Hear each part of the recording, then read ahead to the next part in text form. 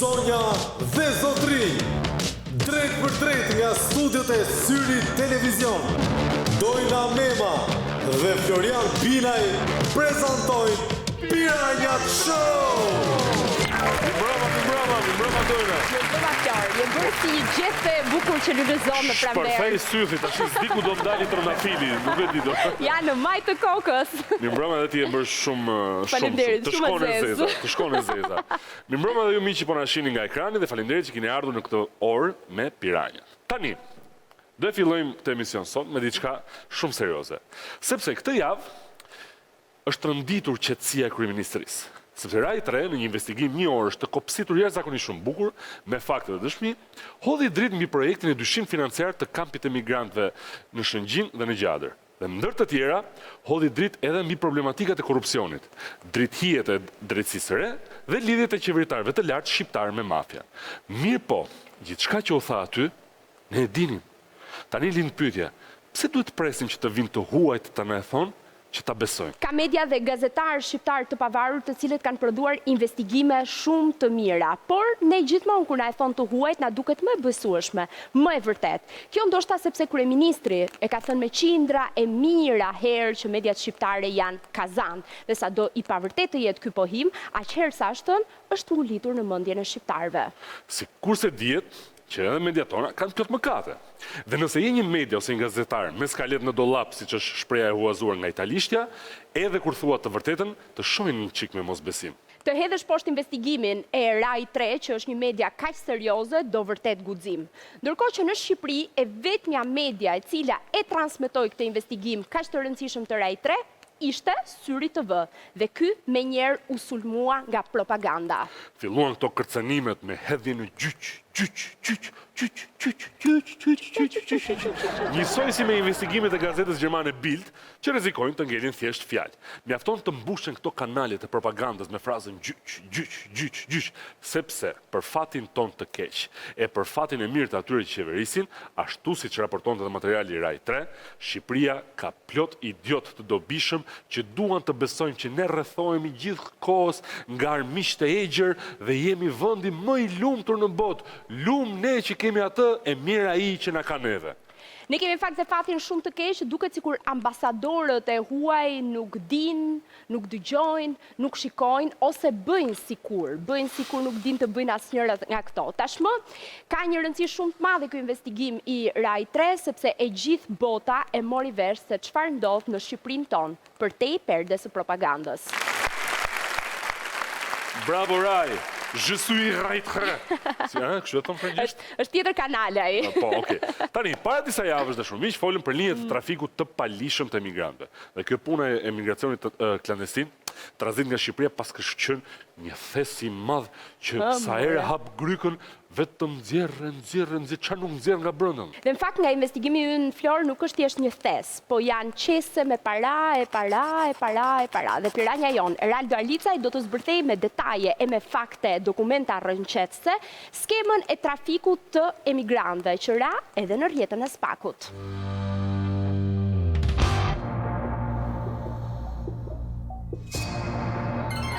Dy javë më parë ju treguam për fshirjen e zyrtarëve të policisë, emigracionit dhe kufirit në trafikun e emigrantëve nga vendet e lindjes së mesme, një biznes që lulëzonte prej vitesh dhe sillte miliona euro të ardhura financiare. Sigurisht, para që shkonin në xhepat e personave të përfshirë në këtë skem trafikimi. Piranjat paralelisht me Spak po investigonin prej muajsh punë që çojnë në arrestime 26 personave, zyrtar policor dhe trafikant.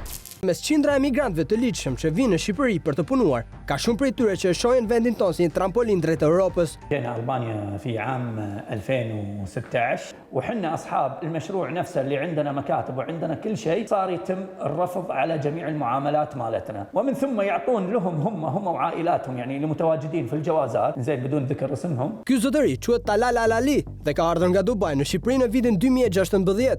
Ai është një ndër personat e parë që hapi një agjenci investimesh në Shqipëri me qëllim sjelljen e punëtorëve nga lindja mesme. Pas këtij denoncimi që u bë publik 2 vite më parë nga emisioni Top Story, policia reagoi menjëherë duke pezulluar drejtuesit e atëhershëm të drejtorisë rajonale të kufirit dhe emigracionit. Personat e arrestuar nga Agjencia e Mbikëqyrjes Policore ishin Enkeleda Toska, drejtoresha e institucionit, Besnik Zela, shefi i sektorit, Altin Hasani, shefi i seksionit dhe Albana Metko, specialiste. طبعا تم توقيف كل الرجال الأمن اللي متواجدين في الحكومة اللي كانوا متعاونين في هذه القضية لمدة 3 أيام فقط. Rastësia apo jo, njëkohësisht me pafajësinë e zyrtarëve të emigracionit, lulëzet dhe biznesi me emigrantë i agjencive të punësimit, të cilat e përdorin këtë emër vetëm për të fshehur objektivin e vërtet të aktivitetit që kryenin. Këtë e vërteton dhe ky video përgjim me njërin nga ish-bartësit e 4 të akuzuarve. Nuk më hosh fare. Am soldi ka ty ta shohim mikuja.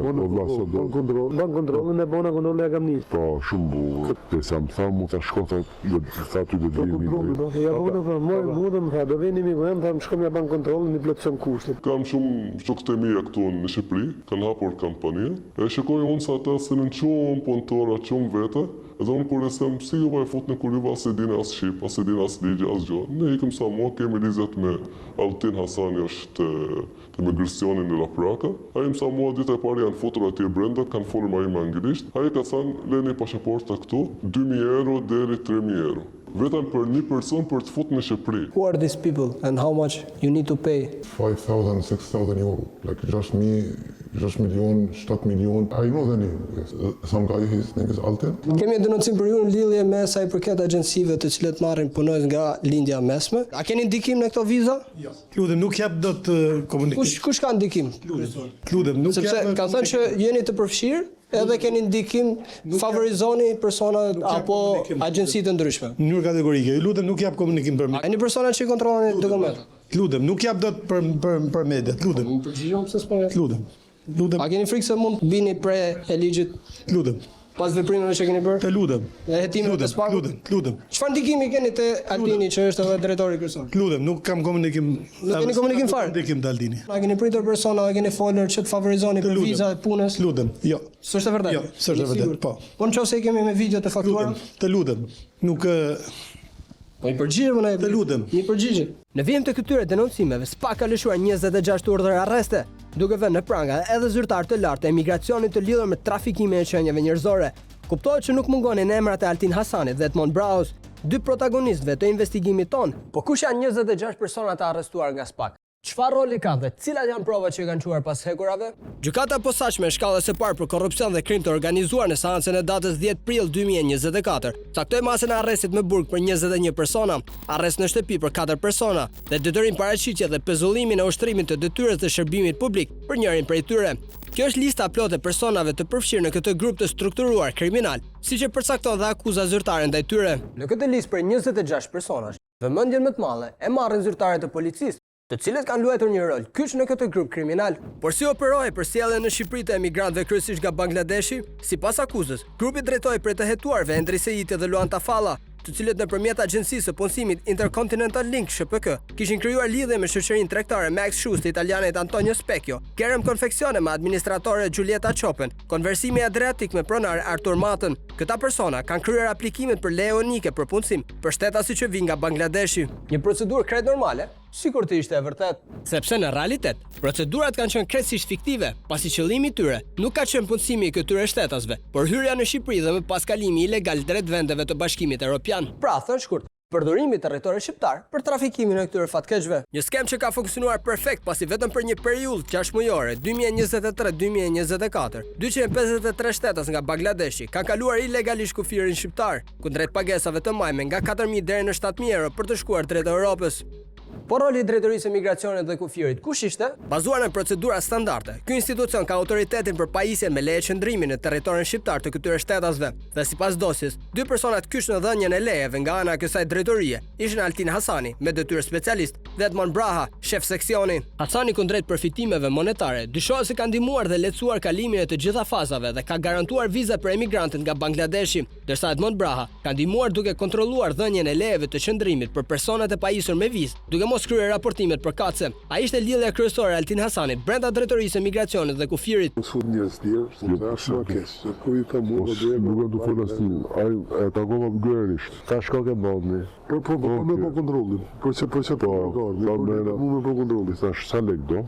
Sa do flasësh me mua. Vizat turistike ne nuk na I bie për të verifikuar ne. Ai Baltini vetë.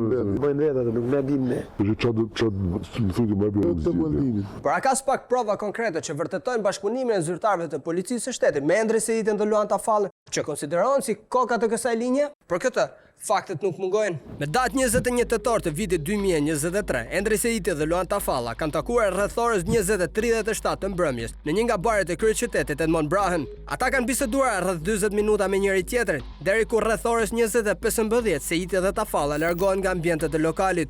Imagjinohet lehtë se për çfarë është biseduar në këtë takim. Dhe patjetër që Edmond Braha kishte lidhje të duhura me Altin Hasanin. Kjo vërtetohet edhe nga kjo foto mes tyre. Tani të shpjegojmë pak linjën e trafikimit të shtetasve të huaj drejt vendit tonë. Këta shtetas niseshin nga Dubai dhe priteshin në Rinas nga personat e përfshirë në këtë trafikim. Shoqëria Max Shoes ka pritur rreth 40 emigrant me data 30 gusht 2023, 1 shtator, 7 shtator, 8 shtator dhe 10 shtator të vitit 2023. Në aeroportin në Tereza ata janë pritur nga Luan Tafalla, Arnold Shpata dhe Fatos Daja. Të tre këta, pavarësisht se nuk punojnë për Max Shoes, janë paraqitur atje si përfaqësues të kësaj kompanie. Në një nga rastet, personat e huaj kanë ardhur në aeroport me datë 30 gusht 2023, rreth orës 14:20 minuta. Ata janë pritur nga Arnold Shpata, ndërsa në ambientet e jashtme u fotografuan nga Luan Tafalla. Një veprim ky për të provuar tek partnerët në trafikim suksesin këtij operacioni ilegal.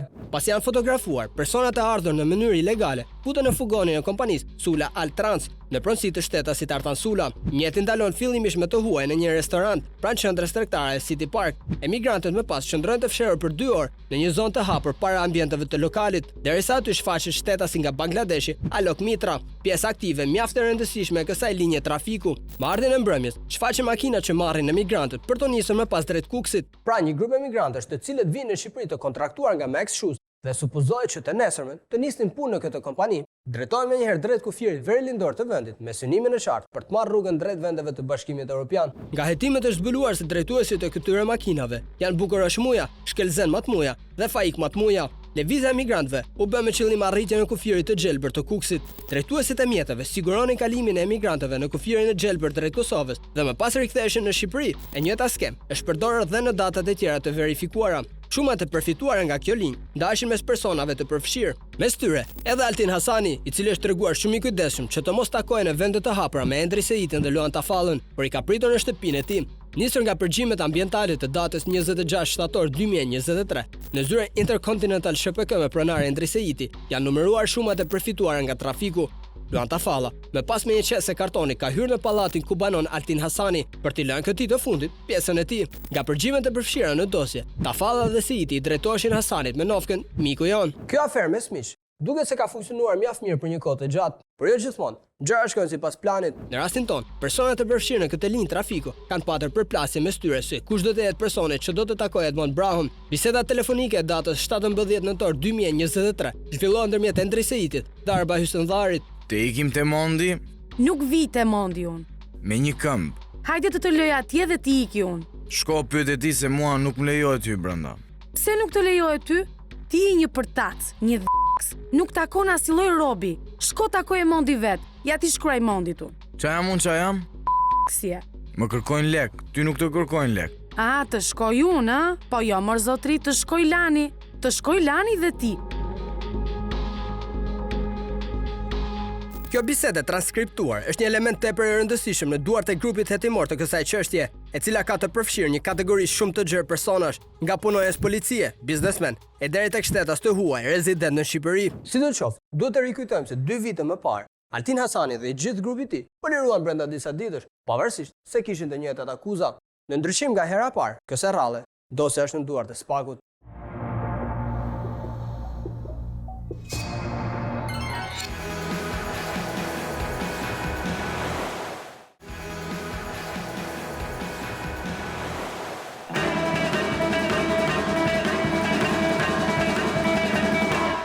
Tani do ju sjellim për bërësin më të rëndësishëm të Piranha Show, më I kripuri dhe janë kamerat e fshehta. Aq më tepër kur bëhet fjalë për Big Brother VIP Edition dhe konkretisht viktima për sot është gazetari Elvis Myrta, ose siç njihet ndryshe, Lisi. Një nga të rastet e rralla kur e kemi Ervis dhe nuk të thrasin shkurt Visi, por Lisi. Është më thuash mua Flori dhe shkurt Dori. Po pse Lisi? Është si lis apo është i gjatë, shtat lartë si lis? Si fillim një lule. Si të qoftë, ne do të ndjekim Elvisin, i cili përballet në një seancë tatuazhesh dhe se ç'a ndodh aty për më tepër, shihni vetë më mirë. I fort është. Elvis Myrta, shkurt Lisi, personazhi simpatik i Big Brother VIP 3, miku i gjithëve, shpirti i gazmori i shtëpisë, ka vendosur që më në fund, në moshën 37 vjeçare, të realizojë tatuazhin e parë të vërtet të jetës. Pasi në adoleshencë kishte bërë tatuazh një dëm të shëmtuar, të ngjashëm me sperancat dhe sirenat e ushtarëve në vitet 70, ai ka zgjedhur të bëjë kafshën e tij të dashur, me të cilën ka një lidhje speciale. Panda, siç e thërrasin miq dhe të afërmit, nuk mund të stampojë në trup përveç se arushin e rrallë kines. Për të bërë një tatuazh sa më cilësor, ai është drejtuar në studion Iconic Tattoo në pronësi të Efit dhe të këtij personazhi këtu, të quajtur Diklo, që me sa kemi kuptuar, është tatuatori më trendi i momentit në Tiranë. Është një ditë e vrenjtur e së enjtes 18 prill 2024. Lisi Myrta sapo ka kapërcyer pragun e studios, aty ku pritet nga Diklo. Sa e ke orë? Se kur e lam, 12 lam për një. 12. Unë erdha që, maja me. Erdha për gjysë. Që në hyrje, 37 vjeçari përballet me surprizën e parë, as pak të këndshme. Atij do t'i duhet të presë gjatë për të nisur punën për realizimin e pandës, kohë të cilën do t'i duhet ta kalojë në shoqërinë e Mikelës, e cila në fakt ka endur me kujdes, detaj më detaj, të gjithë atë që do të shihni tani e tutje.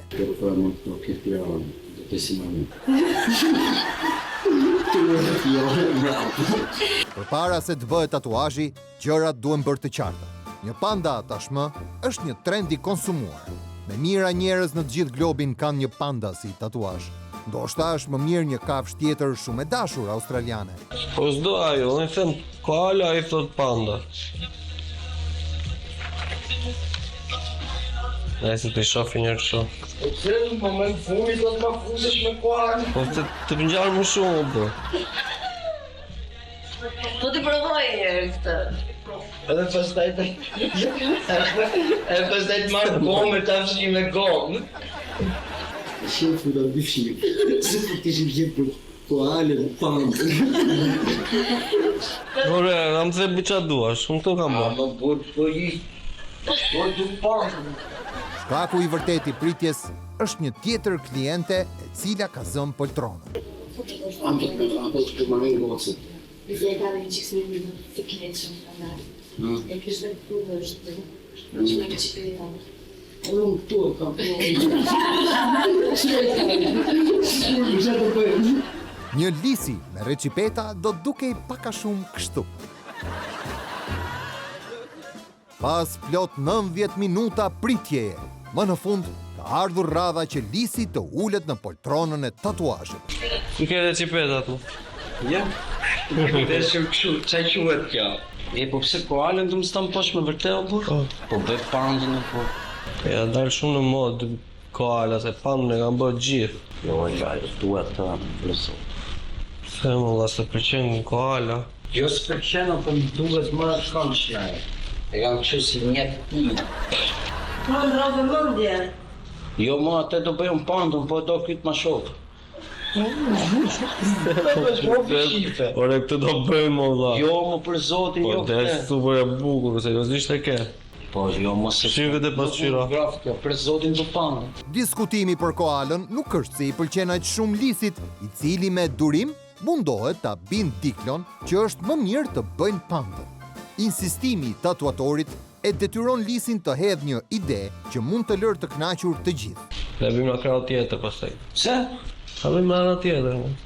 Një panda, një koalë. Shumë po më.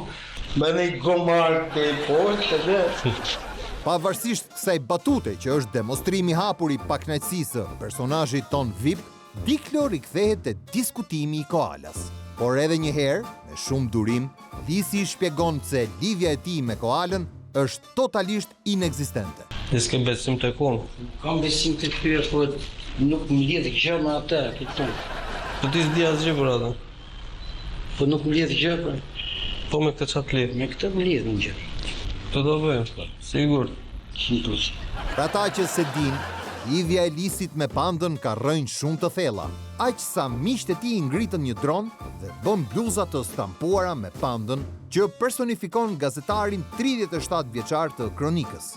Çështja e Pandës më në fund është zgjidhur dhe tani ka ardhur momenti që të nis puna e vërtetë për realizimin e tatuazhit. Ajo më delikatja dhe njëkohësisht më e dhimbshmja. Vetëm kujdes mos më lëviz kur të punoj, okay? Jo, se dje ishte njëri, ja, ai e di se çaj bën. I doli kështu. Ai se çaj bën aty. 40 minuta në goditi, që një moment është ajo, varë se si të ka, do të rejdo në afër. Do të bit fik, do vdal. Bëdhe agresivo. U bë agresiv? Po. A je? Po. Pse?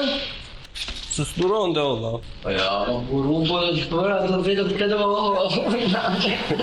Ja, të detyruan të lidhni pastaj, se s'kishin çati bën. Jo, më kur. Pasi i kanë treguar eksperiencat me klientët e tjerë dhe kanë parë hezitim në sytë e Lisit, Exoni, ndihmës tatuatori, ka një ide tepër të thjeshtë për ta neutralizuar në rast reagimi agresiv. Po vani shpik qëse. Pse? Kujdi. Po jo më burjo, po jo më rrima pa më rakë. Jo, pashe. Mos e bëjt me jenë se di unë vetën nuk. Po të pash pak kesh do të ta. Mos e bëjt me jenë në vajtën, do mbja ja pjerë. Që ta ta. Po be ti, jo nuk është halë aty, po do godasër atë ose mua. Po po që do godasër atë ose si u godasër. A ishe ka shqet? Tani, ka ardhur ora e së vërtetës. Dy tatuatorë janë vënë përballë Lisit si në një pozicion luftimi. A do të rezistojë gazetari i njohur i Kronikës, i mësuar me beteja shumë herë më të ashpra dhe më të vështira, apo do të neutralizohet nga ndihmësi i Diklos, dukshëm më i bëshëm dhe më i fortë se sa ai? Hajtë pa që dorën e më. Mos të në problem. Po jo më burë. Po që i s'pak fare, mundo mos lëvizës. Po që i këshullë qënë. Po lëvizë, jo ki. Lëvizë shumë. Prova e parë ka dështuar. Klienti VIP po bën lëvizje të pakontrolluara, të cilat mund ta kompromentojnë nga çasti në çast realizimin e veprës. Panda e Lisit tani rrezikon vërtet të kthehet në koala. Jo. Provoje janë shumë. Lëvizë. Po shumë të kthejë këtu. Si? Pak si këtu. Të mbajnë, ha? Të mbajnë pak. Se nërsa damore se lëvizë, nërsa kthejnë vajnë dy gjë.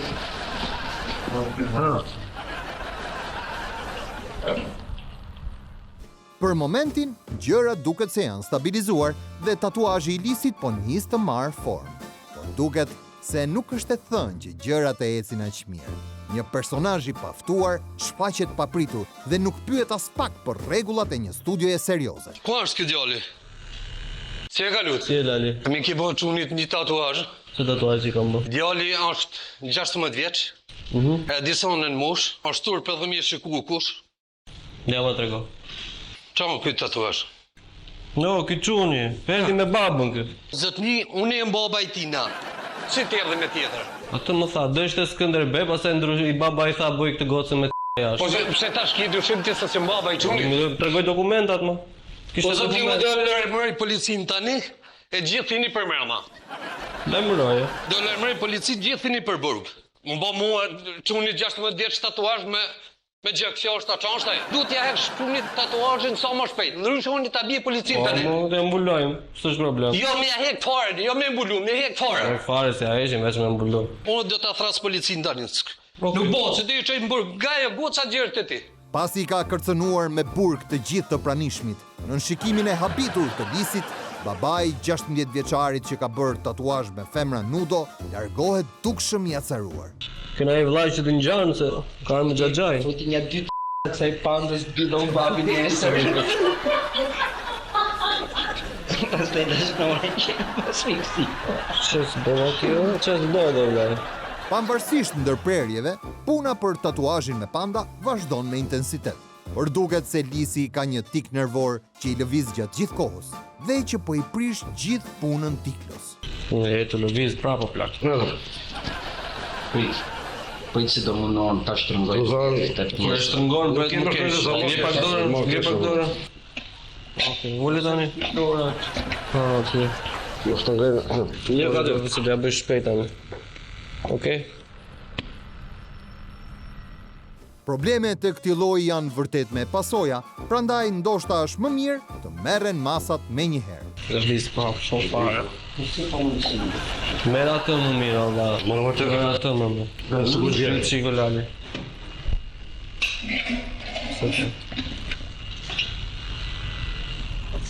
Kesh ngrit duar kështu? Kështu jemi më të sigurt. Kape këtë.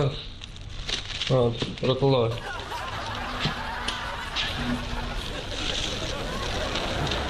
Të jemi më të sigurt. Spesë se do të Se s'me lëviz të vizës, po pa ndonjë problem prapë. Tashmë i lidhur në poltron, i pafuqishëm dhe me një vështrim të përhumbur, Lisi Myrta, si një gazetar me nuhatje, lëshon një batut me doza të forta dyshimi. Po më se si më ndjeja lëvizje. Nuk e ndjen ti se është trupi jote dhe vibron kjo pastaj. Pavarësisht dyshimeve, e rëndësishme është se dy tatuatorët e kanë zgjidhur përfundimisht problemin e lëvizjeve të pakontrolluara, prandaj biseda rikthehet te personazhi i paftuar që kërcënoi stafin me burg. Ej, zotin ma, ngeli mendja atje. Dori dhe bukur olla. I doli bukur? Po, kishte gjoksin e mira. Ore, se kush ishte një personazh publik më duket ishte. Po, pse mbaj mend se kush ishte. Kada ishe ka që në vetë të shabar punë, se ka të anë që. Ky reflektim i Lisit për personin që ka sjell 16 vjeçarin për të bërë tatuazh, ndërpritet në një tjetër vizitë e çuditshme. Shëndetje. Shëndetje. Kam bërë tatuazhin para 3 ditëve. Çfarë tatuazh? Sigur më the që nuk ndryshon. Tatuazhin fytyrën e dashurit. Ma tregoj një foto. Lutem, tash të bëj foto në vendin time. E kam në vendin time, mban më shumë mirë se ku e kam bërë. Bën fytyrën e dashurit, ndel fytyra e ç'dashurit. Ç'është kjo? A më tregon tani apo jo? Si të ta tregoj? Ta tregoj këtu? Po, ç'është problemi ka? Më the kështu, është do ndryshoj, do qetësohet pak lëkura. Unë bëj fytyrën e dashurit, ndel ish i dashur, le që edhe njihen. Jo, vërtet? Mfal. Është të qeshur. Do ta ma tregosh edhe pas në ndër. Jemi në orë punë. Do ta ndryshoj, lutem. Ka mundësi. Edhe që jam në orë punë, lutem bëj fakt se do. Jemi në punë këtu. Ka mundësi të vitë të lësh një numër telefoni dhe të marrë në telefon. Kush je ti? Ty Është asistent tim. Se kam parë ndaj. Ka mundësi asistent. Aha. Jo, për fare, lutem, nuk ngrihesh se do ta ndryshoj. Unë për zotin që më vëm kjo e ja ka marrë të gjitha. Marroj, unë pastaj. Po. Se do më bëj fytyrën e të dashurës tu. Nuk të ndryshon. Jo, lutem ngriu. Jo, pra jo, nuk dalun pa ndryshu tatuazhin, ç'është kjo punë? Po të marr policin, si ta bëj unë tash? Do mbrosh punën tënde. Hajde të diskutojmë bashkë ne. Po, diskutojmë. Do të shkoj. Okej, hajde të shifet. Tatuazhi. Ndërsa Diklo dhe vajza e tatuazhit kanë dalë për t'u sqaruar, në studio ngelen vetëm Egzoni dhe Lisi, i cili ende vazhdon të qesh për këtë situatë groteske. Shketi. Por ndihmës tatuatori duket se e ka seriozisht. Pavarësisht se në realitet është thjesht një aktor i yni, ai ka vendosur që të përfitojë nga rasti për të shpalosur talentin e tij. E ku tjetër, përveç se në lëkurën e Lisi Myrtës. Kam qenë i pari në vitatim në shkollë. Ka dalë nota 10. Të filloj unë. Të filloj? Të filloj për mësën për tasën ai. Bos në vejmë një për. Se unë e tam për e parë. Për vizatim kam dalë 10 minuta. A gjithë parë? Lene të tikë lërë. Lene të tikë. Po ta shofen pak për po të më vejmë një. Ja ta provoj të po. Kurse se provoj totu. Ta provoj të la. Nuk e ajo tikë se drejnë shpyrë. Ardhja e Diklos e ndërpret në mes ëndrrën e aktorit ton me notën 10 në vizatim, i cili mjafti pezmatuar detyrohet të lëshojë vendin e punës. Ha, një bërë? Sa tatuazhit më tregoj. Tatuazhi s'ma tregoj me rrobë shpirtit. Duara. Ora si kam bërë tatuazh valla. Çka ke bërë? Jo. Po çaj ishte, kam bërë ty me dashur që do ishi dashur. Pas pak qastesh, Tiklo si duhet të shkëputet sërish për t'ju përgjigjur një telefonate. Dhe këtu, Exoni mundohet sërish të përfitoj për të stërvitur dorën e fillestari. Shqipe edhe njerë. Po.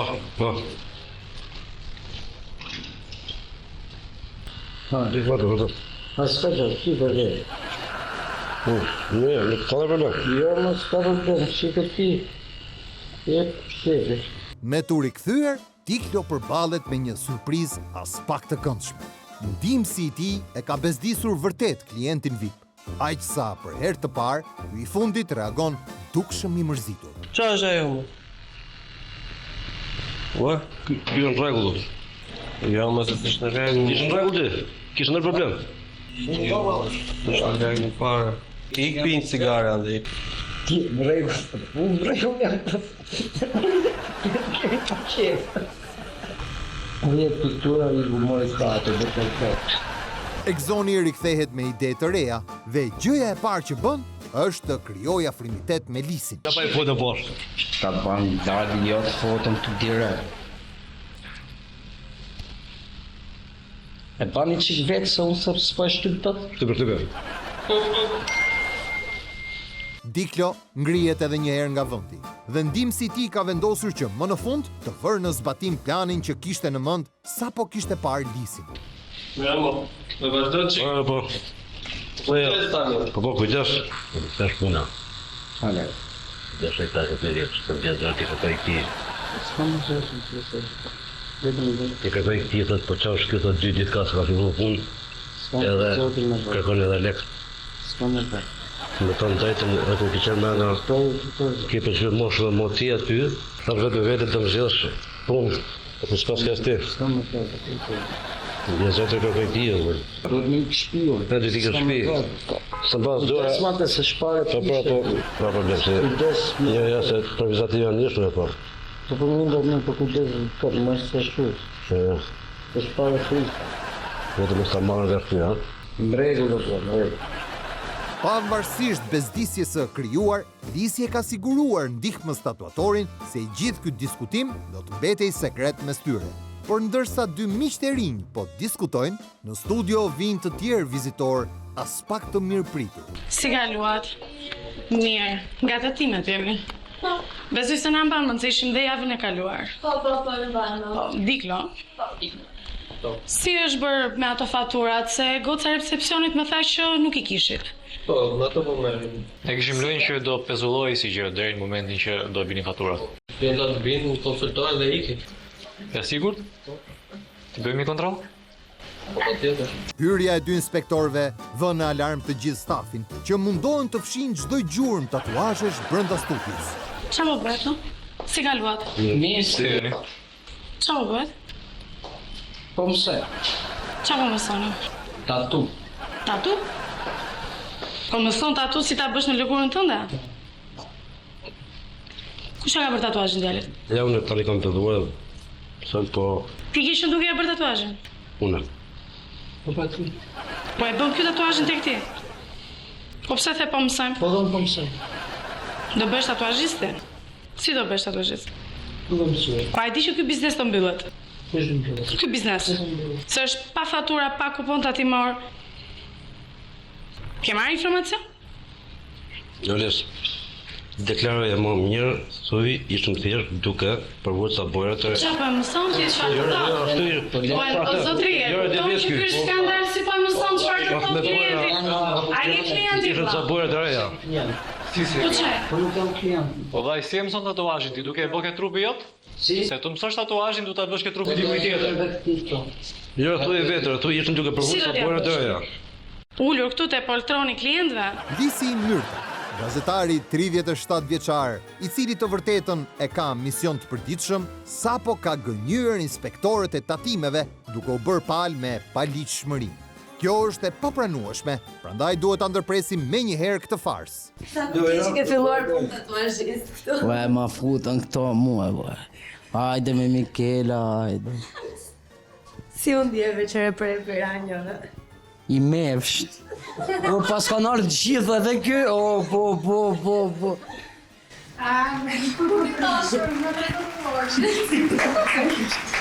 Bravo.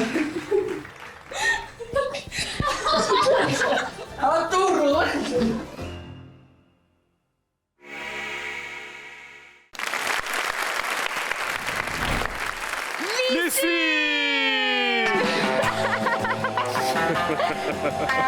E ke bë shumë mirë. Më në fund, dikush më i gjatë se unë. Më në fund. O, Lisi, po më thash, më në fund, dikush që do ishe krameje. Si jeni, si kaloni, si jaqoni, u lodhe të Mirë, jemi ti si je, se të kemi mërzitur. Ese e qunë. Po që thaj që më keni mërzitur? Nuk je mërzitur? Po pse do mërzitur? O, Lisi, po sa i mirë, po sa i sjellë, po sa i mirë që është. Sa i durushëm. Po pse të nxorë nga Big Brother, mo ka që i mirë, ka që i sjellëshëm.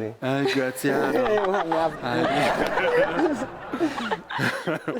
Ai, mirë që nëzori, po prapë si dolin vetlat. Po prapë, mirë që nëzori më po fut prapë vetë. Ha, pra, ja si është kjo botë. A të ka marrë malli, do ktheheshe prapë?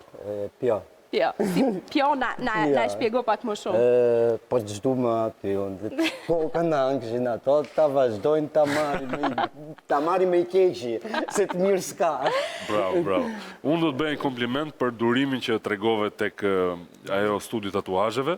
Realisht do më thënë, këtej ti jesh i plagosur, dhe këtej ti flasësh me aq butësie, me edukate, me fines njerëzve, po s'ka gjë, mos u mërzit ti emra. Është i pari rrallë. Jam i mirë. Tani, duam ta dim prej te, ç'është ky pseudonim Panda që trasin gjithë Panda? Pse?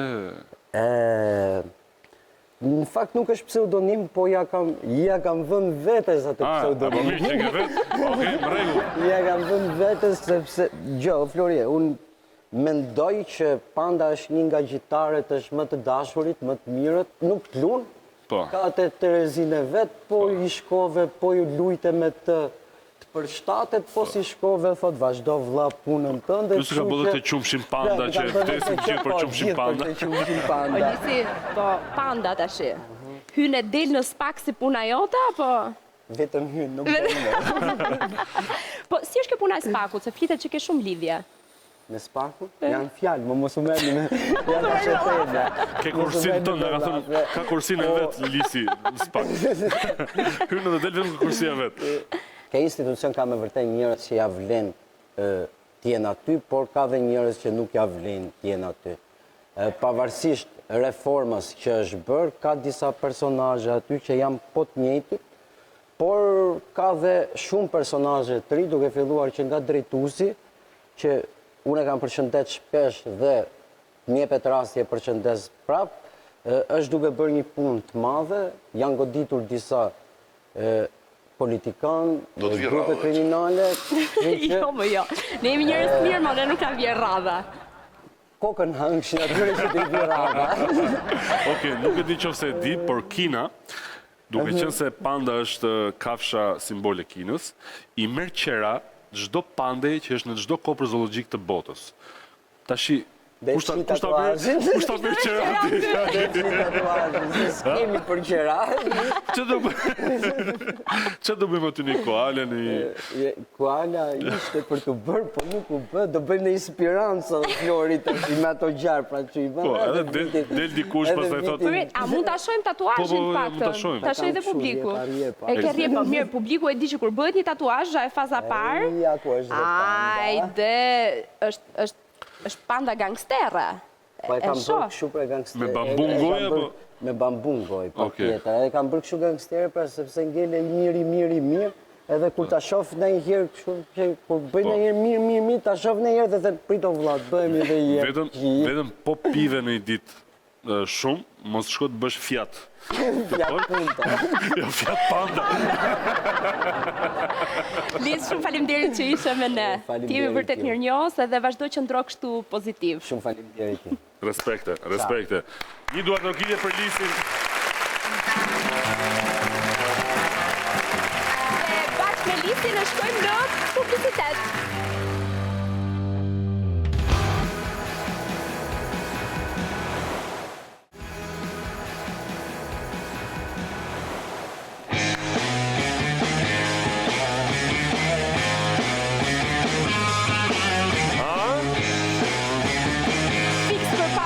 jemi. Qa flet? Të na kishte parë Tarantino. O Tarantino. Po jo, më për që do Uma Thurman, që do John Travolta. Ky ushtrim është shumë i mirë për gishtin e vogël, ta adopson gishtin e vogël. Qërë tani jemi të ajo rubrika. Mos, ajo? Po. Të ajo që ju na shkruani, ne mund të mos ju përgjigjemi, po kur ju përgjigjemi. Ju lexojmë publikisht në mes të televizorit. Po, dhe merr vesh gjithë Shqipëria. Le të shohim mesazhet më pikante. Perla e parë. Do e nisësh ti? Warzone Mystery 08. Më mirë hishin i fare këto të qeshurat falso, se aj sa qesh dojna mjafton. Nuk ka faj. Dojna, jo Edi. Nuk ka faj, se e thonë të gjithë, kështu që unë që nga ky moment, Flori, premtoj që nuk qesh. Zebe? Po ku ka gjë më të bukur në një mori me programe që janë vetëm të shara, po ku ka gjë më të bukur dhe më të shëndetshme se e qeshura? E ka fajn kolegu e ka fajn. Je suis fighter. Lexoj mesazhin tjetër. Këtë do ta lexoj. User V5XI1W9U. Bravo piranjat. Ore, dhe unë jam gati të punoj me ju fala, si ti kapni këta monstra. Bravo dhe policia, respekt. Faleminderit. Kështu vjen gjithë ta në fillim. Po. Falas. Si fillim një lule. Pastaj gjatë rrugës kërkoni rrogën. O vllase. Jemi pak hollshëm. Gjithsesi edhe fjala e mirë na bën mirë. Faleminderit. Shkojmë tek një tjetër mesazh të Hertiku Bafa. Ka për mërse nga hiku. Ka për mërse t'hiku. E gjete. Tiku Bafa, GQ3FP. Përshëndetje piranjat, kam bërë ndërmend me ju hedhë në gjyq. Kam pretendime se studio ku jeni ju është e imja. Këtë mendim e kam se nga që ju ndjek çdo të premte. Edhe pse s'kam marrë dasi herë aty, mendoj që është e imja. Çmenduri shqiptare. Bravo. Tiku, faleminderit që na ndjek çdo të premte një herë si fillim. Tipike. Nga që kam pa unë televizor, është e imja më. Është e imja, po. Ndërtoj dhe i gjë pa leje këtu edhe... Po kur kërkojmë llogari, ore ti pse the atë ashtu ti aty, ha? Qa? Mesazhi tjetër. Sot që ka rradha ime. User FJ2UK2QJ3Y. Kjo Kamila, më kënaqë mua. I zmër.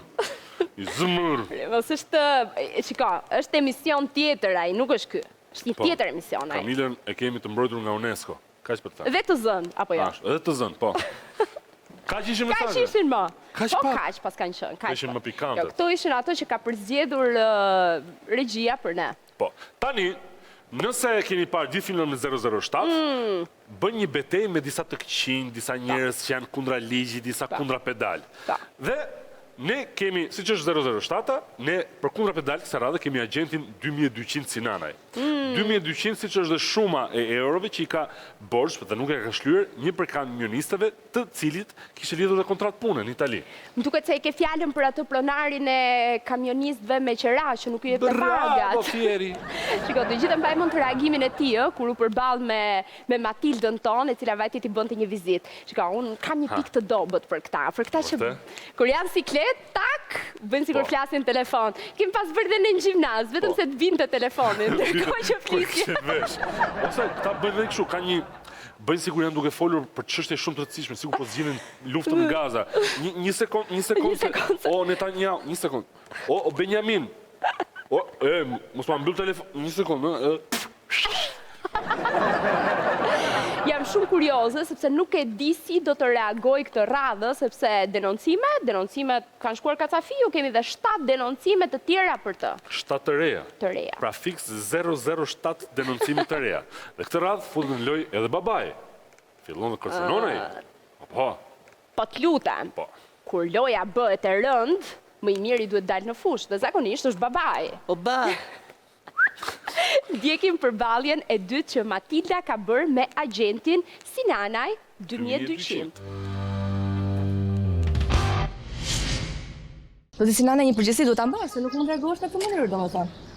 I merr tjerët, i punson dhe pastaj nuk i jep rrogën. Keni formosur një kontratë që duhet ta paguani. Për momentin tonë si keni bërë? Nuk kam të ndërmend merr me llaset, lutem. Ne flasim me fakte, në fakt i kemi me dokumenta. Të lutem dil për jashtë, nuk jemi pritur, jemi pron private, jemi pron private, dil për jashtë. Do mbash përgjegjësi ligjore për gjithë të lutem. Para 2 javësh, ju treguam se si ky zotri, i quajtur Ervis Sinanaj, nuk paguante rrogat e 2 kamionistëve, të cilët me ndërmjetësimin e agjencisë që ai drejton, punojnë rrugëve të Italisë. Bëjnë kontrata dhe u ofrojnë firmave të italiane shofera me qira nga Shqipëria. 22 dhjetor kur mbyll punën, unë thash Elvis, nga janari thash, nuk do punoj më me kontratat e juaja, por do filloj me rregulla me kontratë italiane. Më tha më rri që s'ka çelë problemi. Pas dhjetorit, që u do të marr rroga e dhjetorit, i rash telefonit, i tha që Elviso, më bëj pagesën vlla. Nuk më ka kthyr përgjigje 15 ditë e kusur. E i kam shkruajt prap, kur të ma bëj ai pagesën, tha do të paguaj, tha se s'e kam marrë tha më. Prita unë, kalovi data 20-30, i shkruajta, po përgjigje me ka edhe disa tjerë, kështu që ka bërë këtë gjë. Unë ka marrë 570 euro. Ai si rregull neve duhet na çojë muaj për muaj, busta pagën, që tregon sa ditë punë kemi dhe sa jemi paguar. I dërgonte. E pyesni për vllana Pierre, busta pagën. Ti punoi gjithë muajin, ai pate 200-300 euro, 180 euro. Përse po i mbat më, s'te përgjigje. Dhe nuk ka udhë asnjë ditë sigurime. Unë nga Elvisi dhe nga Iliri kërkoj thjesht të drejtën time, pagën e dhjetorit 2200 euro sa është aku im.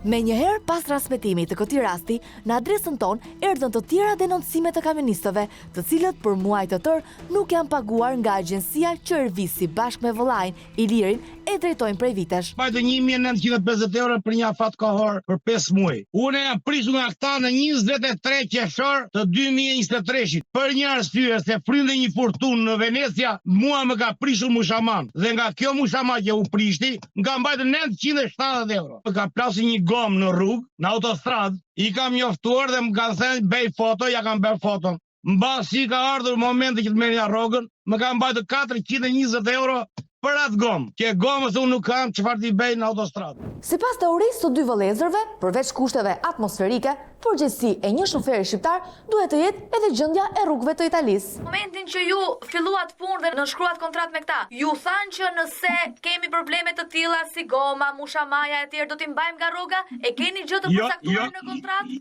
Jo, vetëm për punë gjobe policie. Kompania italiane tha e makinat i kam me siguracion edhe nuk më intereson, vetë se më intereson jeta e shoferit është gjithnjë italian. Italiane i kishte hedhur pagën tuaj? Po, që hedhi 100%.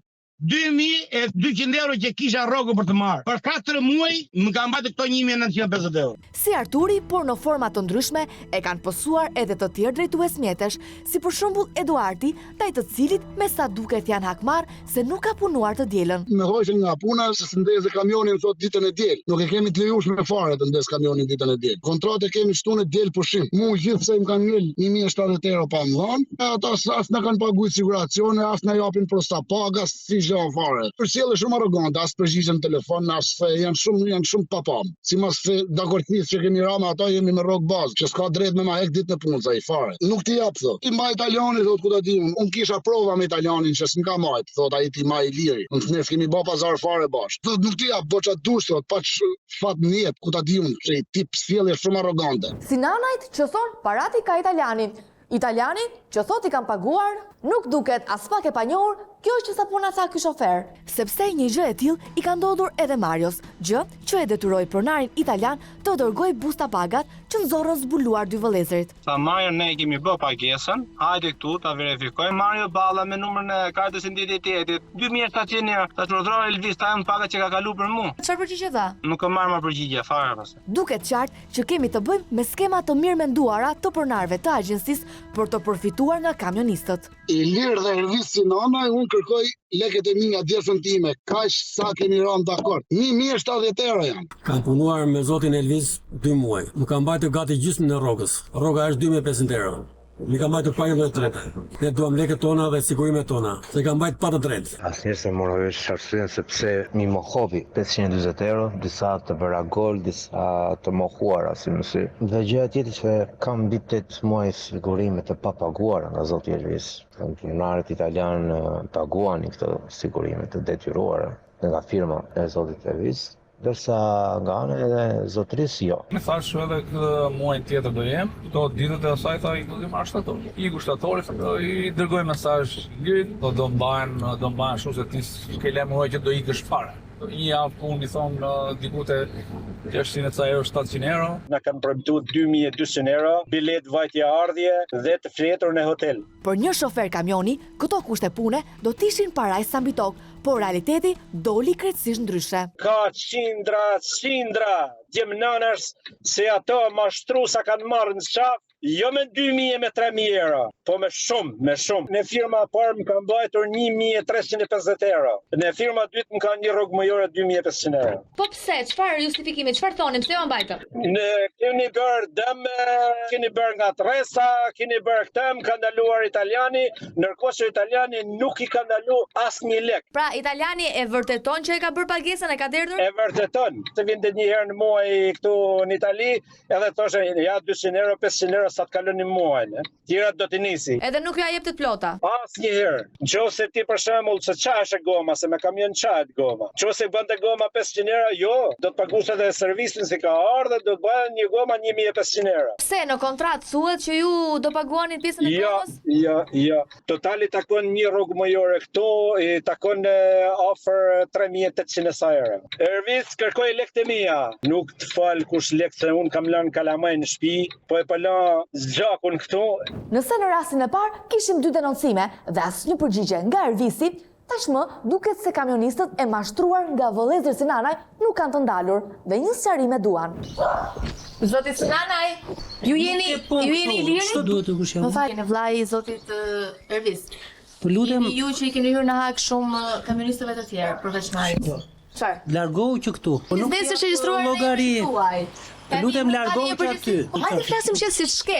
Mbani përgjegjësinë tuaj, sqarohem. Përgjegjësinë nuk ta jap ty. Hajde flasim qetësisht, po ju pres. Ore, di unë si flas, largohu që aty. Zotri, hajde til nga dera. Prit ku do duhet. Janë mbi 10 kamionistë, janë mbi 10 shoferë që i keni mbajtur shumë mijëra euro. Nuk e them unë. Është diçka që e thua ti, unë nuk kam nevojë për njëri, por të lutem largohu që këtu. Po patjetër, janë vetëm sa të tregoj. Jo, asgjë. Ore, largohu që aty, po çfarë më kupton? Tu nuk duhet të futesh më. Dakor. Mos më prek. Po të prek sepse më ke prekur. Të jetë hera e fundit që më prek atëherë. Më ke dhunuar këtu. Këto janë intervistat e lutem, hiqe dorën. Aty vazhdo rri sa të duar. Këtu mos kalo më. Mos flasim qetësisht, këto janë shoferët, çfarë rrogën e tyre. Mos flasim qetësisht, lutem. Se nuk mbani një përgjegjësi. Një lloj si vëllai, Iliri ka zgjedhur të ikë dhe të shmanget akuzave që vijnë nga kamionistët, ndërkohë që në skenë shfaqet një personazh tjetër, edhe më interesant se dy të parët, babai i 2 vëllezërve, i cili ka një metodë të ndryshme nga djemtë, shumë më demokratike. Ka doni, kemi punë. Më fal, kush jeni ju? Unë jam ai që jam. Zotri, të lutem mos prek hiqe. Okej, po presim. Ç'është kjo thellje? Charlatane. Lutem, keni kujdes me këtë fjalë. Kemi ardhur të kërkojmë. Jeni palaza që ngatroni popullin. Zotri, shtyu dhe ose përfaqësues të agjentë. A mund të shtyhet në flas policin? Të mafiozët. Ja agjentë e ndryshir, kupton. Nuk e di për kë po flisni, po. Të lutem, a mund të largohesh mos na afro? Jo, sa afro edhe largo ti. Lutem, largohu. Jeni në rrugë, dakor? Hiqe dorën një rrugë, po them, kaq. Jo, do të jeni. Të mërshme. E ndërsa babai i 2 vëllezërve vijon me fjalorin e tij tepër të pasur, provojmë edhe një herë të flasim me Ervisin, kësaj radhe në telefon, me shpresën se do ta bindim të arsyetoj për t'i dhënë fund një herë mirë këtij konflikti të panevojshëm me kamionistët. Unë jam këtu te zyra juaj përballë dhe po pres të kemi një ballafaqim, ju lutem, sepse pas asaj interviste kanë ardhur edhe shoferë të tjerë që janë ankuar. Ne nuk kemi qëllime të nxjerrim të vërtetat në dritë. Jo, ne kemi qëllim, prandaj kemi ardhur. Ju pse nuk vini dhe të flasim nga afër? Sepse unë kam frikë se më marrin me tusin e bagazh, me ju vini gjop duke thënë pse s'ja jepni. Nuk thoni a keni për t'i dhënë. Artan Sheuta i keni mbi 1000 euro për t'i dhënë, Dimitër Mushkollarit 1200 euro, Eduard Kullës 1070 euro, Artur Buzit 1950 euro, Gazmen Hilës rreth 4000 euro, Klodian Lipos 540 euro. Keni për t'ia dhënë, me çfarë doni pyetin kështu? S'ka fare lidhje zon, po. Si s'ka lidhje? Ai njëta persona kanë qenë shoferë, ju lutem. I keni mbajtur rrogat e këtyre shoferëve. Unë ta thash dhe njerë, ju nuk keni as pak qëllime për të gjetur të vërtetat. Zoti Sinana, në para zyrës keni mundësin tani për të folur dhe për të sqaruar të vërtetën tuaj? Ju nuk thoni ai ke apo si ke, ju thoni përse që këtu e shikoj që ju jeni pjesë e këtyre. Nuk i kam borxha skurt në jetë. Të gjithë këto përgënjen mbi 10 shofer. Nëse keni ndonjë marrë, ndihmojmë ne. Në çdo pyetje që ju bëni, ju nuk dëshironi të zini të vërtetën. Zotria, ato po kërkojnë lekët e djersës së tyre, ju lutem. Ju pretendoni që nuk ja keni këto para borx këtyre shoferëve, të gjithëve këto që unë ju rrestova? Duhet se ju avash përgjigjet për pyetjet që ju bëni. Po çfarë qëllimi kanë ato atëherë që kërkojnë para kot nga ju, në momentin që sa keni borx? Edhe unë dua lekë, do të bëja një pyetje zonë. Më thuaj. Këta njerëz i kemi pyetur, kanë bërë një gabim në punta? Çfarë gabimesh? Ja pra ma thuaj në kontratë, çfarë gabimesh?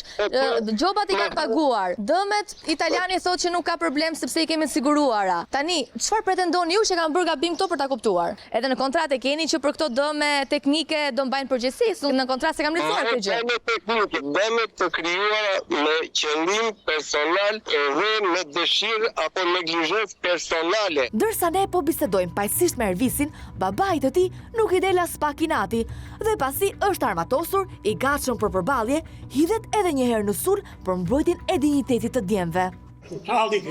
Zotri, po flas me djalin, zotri ju lutem. Mision ndërshir, kupton ti?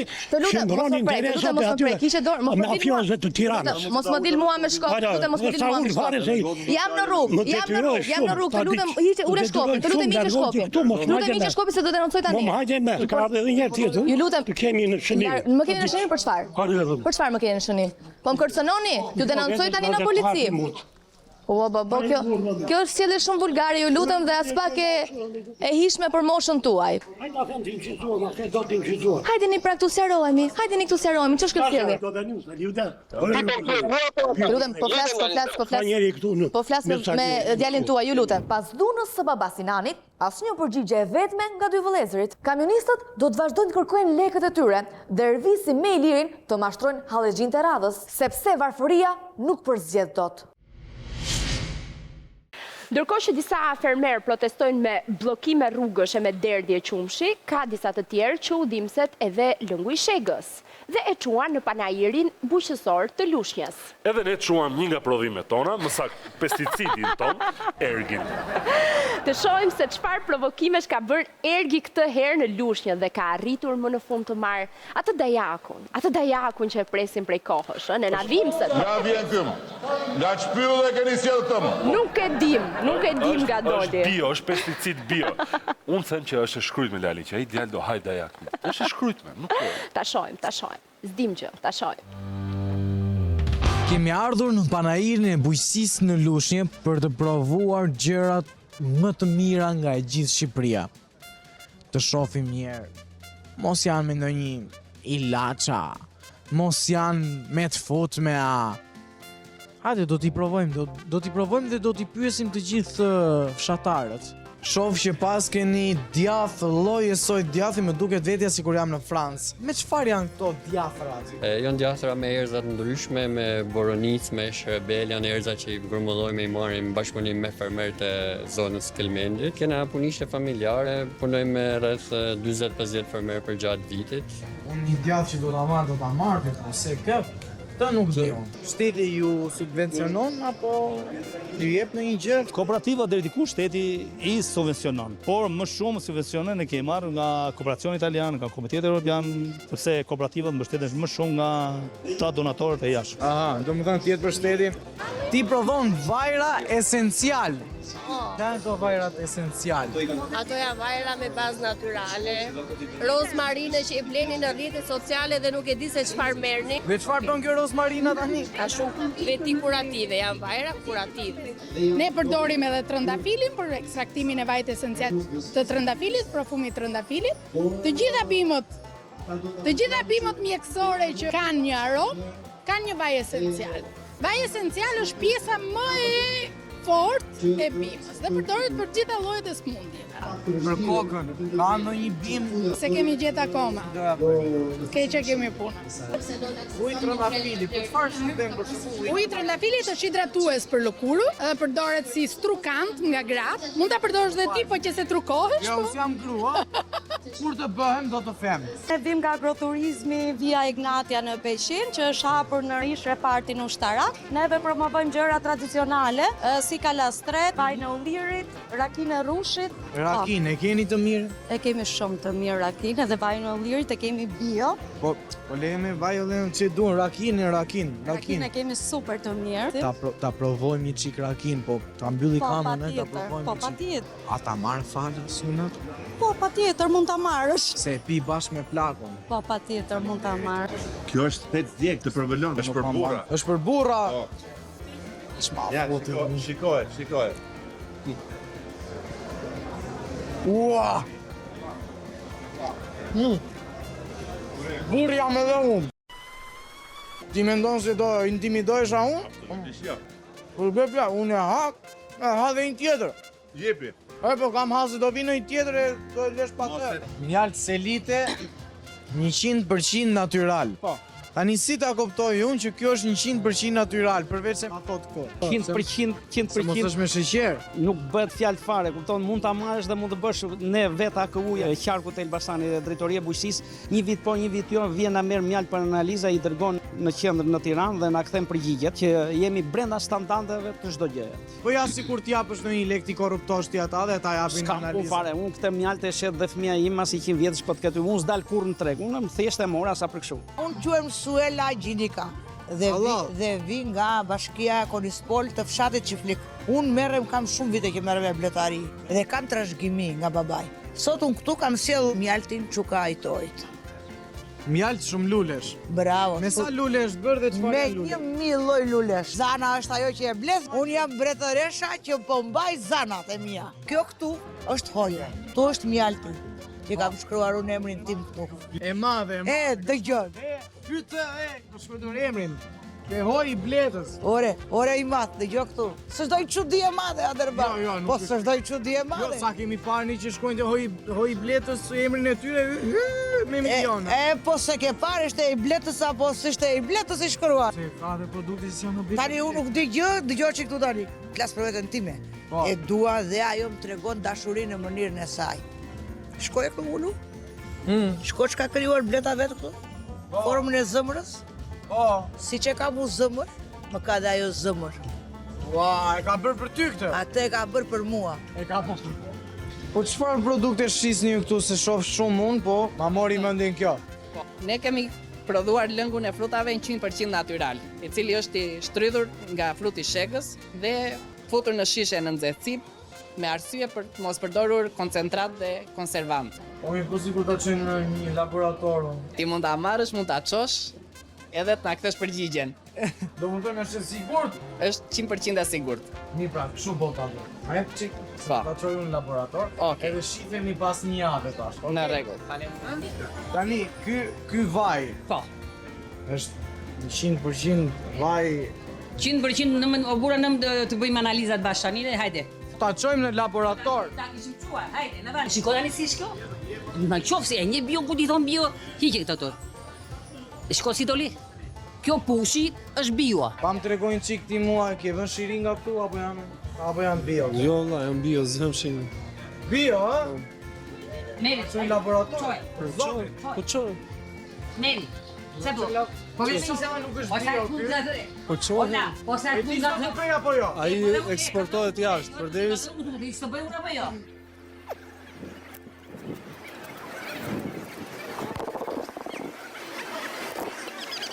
Janë bio për zotin.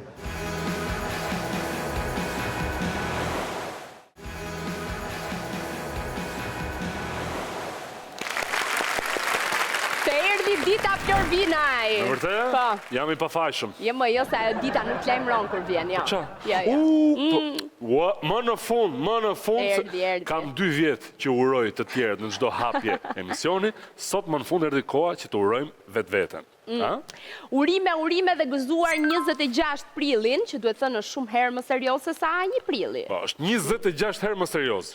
Më 26 prill 1564 Shakespeare u pagëzua, dhe nëse Shakespeare nuk do të ishte pagëzuar, ju e dini se ç'do të ndodhte me botën. O regjia, jo po çoj që në perioddën e dinozaurëve, 26 prill kur ishin dinozaurët, po të lutem që s'kemi kohë. Ja, e rregulloj. Ja. Okej, faleminderit. Në 26 prill mbahet mend edhe si data nënshkrimit të Traktatit të Londrës, të fshetë Londrës, në 1915, ku u coptua Shqipëria. Pastaj kemi dhe katastrofën e Cernobilit, e kemi në datën 26 prill të vitit 1986. Duhet thënë, ngjan shumë me katastrofën që Elbasani jeton çdo ditë. Po, thjesht se në Elbasan ka Çernobil çdo ditë, kurse Çernobili një herë shpërtheu. Kam dhe shok që lindi 26 prill. Si lindi? Mirë, po pret pjesën tjetër. Po. Presi 26 prillin e ardhshëm. Dhe në 26 prill 2022 u transmetua për herë të parë emisioni Piranha Show. Dhe sot ne mbushim 2 vjeç.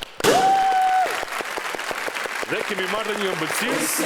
Faleminderit Sara. Flor. Sa i bukur është. Piranha 2 vjet, jepi. Kujdes se mos ta marrin flokët. Unë doja të i thoj faleminderit gjithë bashkëpunëtorëve. Ja, nuk e di pse është ky zakoni kështu domethënë. Tu që e mirë e bukur. Ne mirë që nga. Të gjithë bashkëpunëtorëve dhe dojna dhe unë po i frym në emër tuaj faleminderit. A e mban mend kafshimin e parë, po? E ku harrohet kafshimi i parë? 2 vjet në fakt mund të duken shumë pak, duhet thënë për njerëzit, por nuk janë vite njerëzore, janë vite piranjash. Po, ose vitet e piranjës janë si të matë, nuk janë si të matës, Kalojmë nga drimi Pelenave në festën e Betares për 2 episode, pam. Domethënë ne kemi mbaruar shkollën e lartë. Sipas llogarive, ne mbaruam të lartë me kohë, po s'po na del kartoni, duke pritur atë kartonin. Po do ta varesh aty në mur. Me rastin e 2 vjetorit vendosëm që t'ju sjellim piranjat ashtu siç nuk i keni parë kurrë, në një format krejtësisht të ri. Kështu që frym dhe i ndjekim.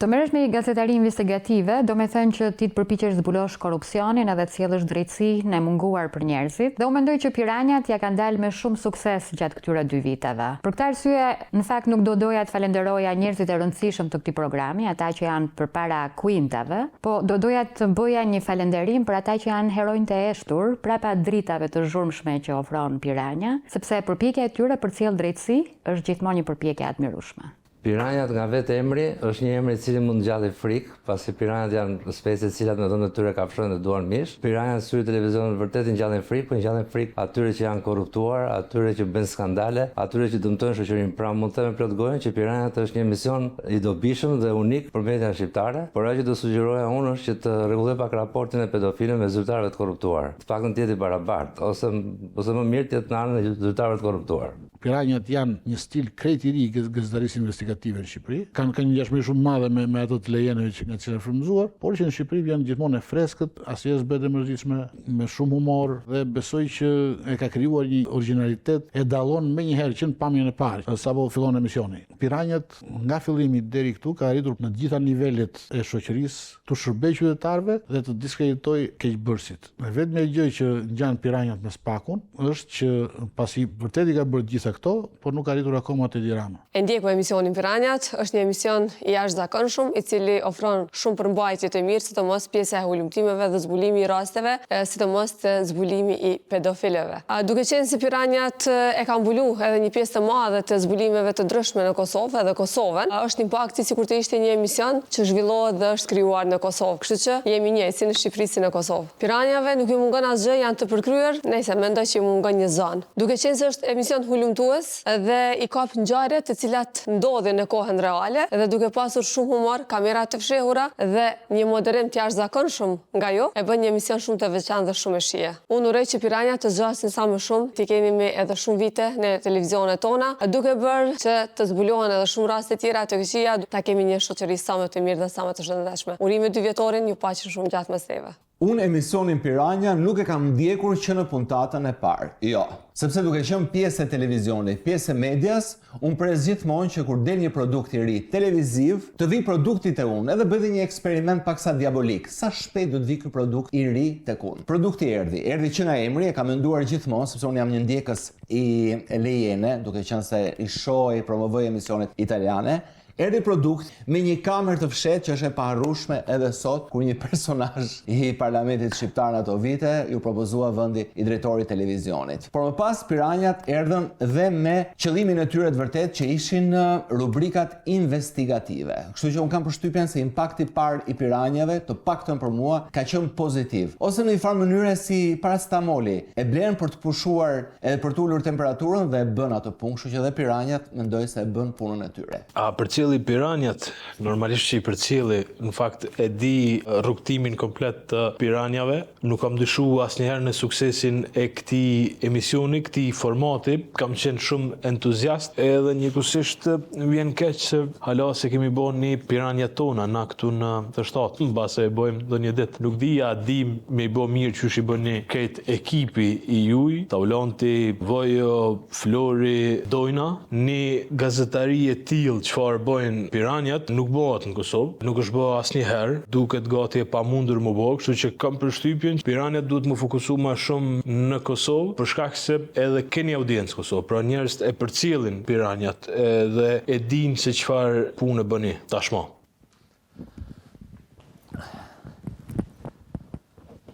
Ralla jeme, Taulant Koplikaj, autor i Piranjat Show. Kopliku. Si u bëre pjesë e Piranjave?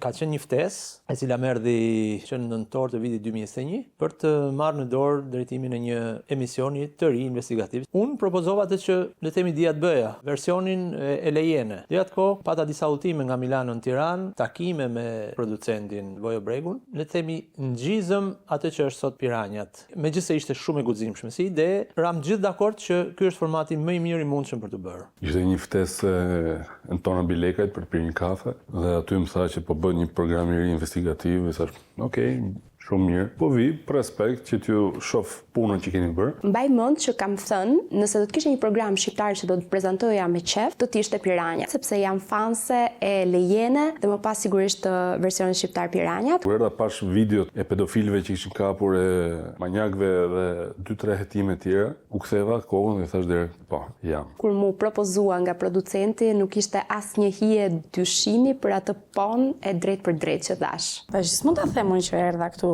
kot nga hiçi. Në fakt u bëra pjesë rastisht te Piranja. Unë bëra një aplikim. Unë në fakt kam ardhur për të bërë një kamerë të fshetë. Kisha kërkuar kohë më përpara të vija. Unë shkoj gjithmonë takime kur më ftojnë për një bisedë pune dhe u nisa në këtë takim për t'i thënë jo. Një mesazh me Flor Binaj në rrjetet sociale dhe ja ku jam. Ka qenë në një mikesha ime, ku të cilën unë punoja prej vitesh, e cila më ka sugjeruar të takoj autorin e emisionit. A të jep më shumë pik si Piranja fakti që e vlonjate?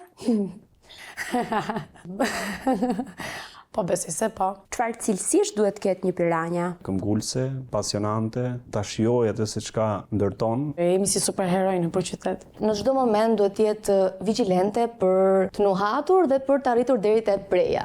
Duhet mos ketë orare komplekse, të frikë dhe duhet që gazetarin ta ketë me të vërtet pasion. Cilësia kryesore është durimi. Shpeshherë Piranjat kanë pritur me orë për të përballur me një person. Duhet të jetë pak budalla, pak i çmendur. Duhet ketë vendosmërinë për të shkuar të drejtës deri në fund. Para një jave, pakujt ndoshta i ka rënë sy që njëra nga Piranjat tona ka pritur një person në katin -3 të parkingut. Të njohë mirë terrenin, të ketë një portofol të gjerë kontakte për të marrë burime sa më të sigurta, të vrapojnë shumë shpejt. Duhet të dinë të thonë jo, edhe drejtuesën ndonjëherë. Të di të vrapoj shumë mirë dhe të janë shumë të shkathët. Shumë e fortë, pa trembur. Kemi një skuadër të mirë, kemi djemë dhe vajza që kanë ego dhe dëshirë për të punuar, po kanë edhe dëshirën për të bashkëpunuar, për të dhënë tek njëri tjetri më të mirën e tyre. Dhe kjo është për mua si drejtues i kësaj skuadre shumë e rëndësishme. Për çfarë je më shumë krenare deri tani në punën tënde tek Piranjat Show? Nga fillimi deri më sot, un kam qenë vetvetja. Për gjitha materialet që kemi realizuar dhe transmetuar tek emisioni Piranja. Besoj që gjithë ndjehemi krenar këtu sepse kemi përmirësuar jetën të paktën disa njerëzve. Besoj se kemi përmirësuar cilësinë televizive, pra në programacionin e televizioneve shqiptare, unë besoj që ka një përmirësim me futjen e këtij programi. Momenti më i bukur ka qenë kur doli puntata e parë, me të vërtetë në atë moment kam qarë. Nuk kemi mbajtur anën askujt në mënyrë të padrejtë. Arrita të njoh një tjetër anë të vetes time. Të ndihmojmë pafund njerëz për të dërguar të drejtën në vend. Nuk e prisja që do shkoja kaq mirë me të gjithë stafin e Piranjave. Një pjesë e stafit kanë qenë shumë mirë. Kam pasur 3 herë fat, domethënë kam qenë dhe jam me fat për prezantuesit që kam pasur krameje. Këtu gjërat I shkojnë deri në fund. Mundohemi të bëjmë punën tonë në mënyrën më të mirë të mundshme, me korrektesën më të mirë të mundshme ndaj kujtdo. Çfarë mendon se të dallon ty nga piranjat e tjera? Çdo piranjë tashmë ka profilin e tij, unë jam I profilizuar kryesisht tek aktualiteti dhe krimi apo dhe investigimet në reportazhen e terren. Ndoshta sprintin e nisa unë, guximi budallajt që kam, të shoh shumë personale gjithçka. Jam mjaft objektive dhe e qartë në ato çfarë kërkoj të arri. Unë jam më I miri në botë. Jam më e ëmbla. Jam thjesht një piranjë. Nuk mund ta ndaja veten nga tjetër, po e quaja veten të barabartë. Secili është I mirë në një fushë, produkti I gjithëve së bashku bën që piranjat jenë ndër misionet më të mira në Shqipëri. Të jesh piranja është një mision edhe sigurisht një punë shumë impenjative. Cilat janë kostot në jetën tënde personale? Kërcënimet që ne marrim mundohen shumë herë të na stepin. Fatmirësisht nuk kam patur kërcënime të cilat të më kenë shkaktuar frikë. Nuk ka kosto, e kam shiju çfarë do gjëje që kam qenë pjesë e piranjës. Shiko, zgjidhja që ti jesh gazetar ka kosto, jo vetëm piranjat. Në përgjithësi gazetarët vështirësisht bëjnë jetë sociale. Dhe kur e heq uniformën, ti ndihesh je një piranjë në terren. Presionet të vazhdueshme që ke në raport me temat që bën. Ke zero kohë të lirë për veten tënde. Ka pas raste për shkakun që duhet të punonim dhe gjatë natës. Çdo mision do përkushtim, kështu që nuk mund ta quaj kosto kur unë rritem edhe vetë. Në raport me punën e gazetarëve në terren, unë nuk mund të them që kam kosto, por një dy thinja mi ka shtuar, qofse mund të quhen kosto. Sistemi në cilin jetojmë të vë ke lista e zezë. Në atë listën ku nuk ke një kryq, po ke shumë kryqe rresht. A je kërcënuar ndonjëherë, Kamila? Jam kërcënuar, para pak javësh ishte më e freskëta. Piranjat e dinë se çfarë I pret në këtë punë dhe I shkojnë përballë gjithçkaje. Në momentin që e di se nuk I bën askujt në qafë në padrejt, për thjesht bën detyrën si duhet, atëherë vazhdon përpara. Nëse dikush do të bëjë diçka, thjesht e bën dhe mundon ta marrë me sportivitet, por asnjëherë nuk dalem. Lori, çfarë e dallon piranjat nga emisionet e tjera investigative? Piranja kërkon shumë guxim. Është edhe stafi këtu pjesë e kësaj gjëje kaq të rëndësishme. Ne I marrim shumë seriozisht të gjitha denoncimet që na vijnë edhe I çojmë deri në fund. Për piranjat nuk ka asnjë person të paprekshëm. Janë kapur ministra, kryetar bashkie, prokuror. Guximin që kanë për të çuar gjërat deri në fund, që nga prezantimi që kanë në televizion, kur punën e bën dhe vëmendjen e merr po gazetari. Që në fillimet e këtij formati është punuar shumë që këto djemë dhe vajzat të punojnë në mënyrë shumë të pavarur me veten e tyre për të qenë të përgatitur për çdo lloj situate atje ku shkojnë. Vetëm nga prezantuesit, imagjino të tjerat, mos flas më. Qëllimi ynë është e mira e shoqërisë dhe jo e mira e misionit. Piranjat është pa aq madhështore, sikur e sheh nga jashtë edhe sikur e jeton nga brenda. Brenda këtij formati, siç e dim të gjithë, ka kamerat e fshehta gazmore, që nuk kanë lidhje as pak me investigimet, ka histori njerëzore, intervista të një lloji tepër të veçantë, singola ose dopja, po e them në italisht. Përmbajtja e piranjave, unë mendoj seriozisht që është më e rëndësishmja nga të gjitha emisionet që janë aktualisht në Shqipëri. Ndoshta ky është I vetmi format ku nga tema në temë në një moment shpërthen në lot dëshpërimi dhe pas 5 minutash kalon një temë gazmore në të cilën gajasësh duke qeshur. Çfarë ke mësuar gjatë gjithë kësaj kohe? Kam mësuar shkodrançe. Mësova që gazetaria është realisht një mision. Mësime marrim çdo ditë, është shumë e rëndësishme kjo na formon dhe na ndërton si njerëz, por edhe nga ana profesionale. Të jem shumë mirë mendjeshme. Fitova eksperiencë, përvojë, shumë gjëra. Mësove të kafshosh? Fort, shumë fort. Rreth eksperiencave njerëzore, të punoj në grup. Në gjithë vendet punës që kam shëtitur unë, ky është një nga vendet që ka një frymë grupi shumë të mirë. Nuk ka asgjë që mund ta zvendësoj frymën e grupit. As një format shumë I mirë, as njerëz shumë inteligjent, as gazetar shumë të mirë. Momentet vështira tek piranjat ka patur shumë, sidomos momentet kur moshdashur të infiltrohem, të vishem në lëkurën e një minoreneje apo adoleshenteje për të gjurmuar grabitqarët seksual. Ka qenë një situatë, jemi sulmuar fizikisht dhe jam detyruar ta mbaj brenda vetes me mishe me shpirt mos ta nxjerr damarin tim vlonjat, por të respektoja uniformën. Bëm investigimin në Francë, isha me Adin, me montazherin, edhe na kapi policia që përfunduam në burg. Po të bësh 24 orë burg me Adin është si të shohësh, ku diun, komedinë më të madhe të botës. Kemi trajtuar një temë lidhur me fëmijët me sindromën Down dhe mund të them që është një ndër temat që kam përjetuar më shumë, duke qenë që ishte edhe tema e parë jam përfshirë shumë shumë emocionalisht, flisja gati çdo ditë me familjarë në telefon, e ndjeja sikur e kisha përgjegjësi që ta zgjidhja deri në fund atë situatë, dhe pse ndonjëherë ne kryejm pjesën tonë si gazetar derisa na takon dhe me pjesën tjetër merren organet e tjera. Po e rikujtoj rastin e Librashit, kisha edhe syzet e daj duke ngrem kumblla tharta dhe ato kumblla që binin tek syzet e mia dhe unë nuk duhet reagoja, po duhet të vazhdoja. Duke i thënë kujdes me dorën, por përveç kujdes me dorën, kujdes edhe me gojën për burë. Kur kamera nuk është duke filmuar, janë momente që të çlirohesh edhe hap fantazin, bën me imitime, ndihesh mirë dhe vetë ndihen mirë dhe kolegët. Unë qesh shumë, pra kur programi xhirohet, por edhe kur është momente e pushimit, aty ka një atmosferë shumë egzaltuese. Një nga kënaqësitë më të mëdha janë padyshim ato të qeshurat e mia karakteristike që si i bëj Flori. Sepse i qesh me shpirt. Cili është prezantuesi më problematik në të gjitha edicionet e Piranjat Show? Është ai që s'ka ardhur akoma dhe shpresoj që nuk do vijë. Gjithë prezantuesit kanë qenë shumë mirë, por kjo formula që kemi tani është mendoj më e mira për këtë program. Sa kohë shpenzoje ti duke u marrë me një kronik? I jepesh deri në momentin që kjo kronik quhej plotësuar për mua. Por ndodhte sa herë jepej drafti i fundit që thonim që kjo është gati për transmetim, aty ditë diçka tjetër që doja të shtoja. Nëse ka një orar zyrtar hyrje në redaksi, nuk ka një orar zyrtar dalje nga redaksia. Kanë qenë jo të pakta rastet kur kemi qëndruar deri në 1 të mëngjesit, në 2 të mëngjesit, në 3, kemi qëndruar ndoshta edhe më shumë, pothuajse 24 orë pa pushuar. Nuk e di sa fle një piranjë, duhet futem te akulloj. Sa fleti? Unë gjumin e kam shumë të pakët, 3 orë në ditë. Ne dalim ditën, ne dalim natën, sakrifikojmë shumë edhe të merr pafund kë. Varet nga investigimi. Mund të mbaroj për 1 orë, mund të mbaroj për 5 orë, mund të mbaroj për 10 orë. Ndodh që duhet të lidhemi me denoncuesit edhe në orët e para të mëngjesit. Ti lidhesh me temat e bën pjesën tënde të ditës dhe nuk ke më një orar kur je në punë apo kur je në shtëpi. Duhet përgjigjesh gjithkohës dhe duhet të jesh gjithmonë aty për njerëzit që kanë nevojë për ty. Në një material që neve kemi bërë tek Piranjat, për festën e Ronëve në Fier nuk e mbaj më mirë këtë pjesë, kemi shkuar aty në orën 1 pas mesnatë dhe kemi pritur orën 5 të mëngjesit. Vështirësia e parë shumë e madhe është mentaliteti. Njerëzit kanë shumë nevojë për emisionet investigative, por njëkohësisht i urrejnë emisionet investigative. Nuk jam për atë punë, jam aktor i cili bëj vox pope, kamera të fsheta. Kur mund të quhet i suksesshëm një investigim sipas teje? Kur investigimi është i bërë siç duhet, pra nuk është lënë asgjë jashtë. Është shumë e vështirë ajo që të quhet i suksesshëm 100%, sepse një investigim i suksesshëm është kur ti arrin qëllimin, kur ke një temë, le të themi korruptive, kur arrin personin e korruptuar ta shkarkosh ose ta çosh në duart e drejtësisë. Kur impakti që jep është shumë i madh. Kur fill pas një investigimi vazhdojnë edhe denoncimet të tjera. Unë mendoj që asnjë investigim nuk është i veçantë, pra ai është një fenomen për sa kohë shfaqet në media. Dhe në momentin që ti pas atij investigimi rrit ndërgjegjësimin qytetar, atëherë ja ke arritur. Për mua, suksesi më i madh një investigimi është kur keqbërësit janë brapa hekurave. Kur ti arrin të kryesh deri në fund qëllimin për të cilin ti ke qenë aty. Në momentin që ti i jep zgjidhje. Kur ne kapim personin të cilin e kemi si objektiv.